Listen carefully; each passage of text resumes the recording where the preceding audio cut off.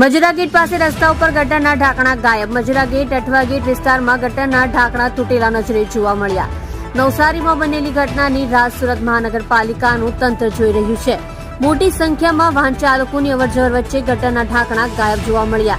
માત્ર ઝાડનો કુંડો મૂકી ગટરને કોર્ટન કરવામાં આવ્યું. હજી સુધી તંત્ર ઘટનાની રાહ જોઈ રહ્યું છે. જો ગટરમાં વાહન ચાલકોનો અકસ્માત થાય તો જવાબદાર કોણ?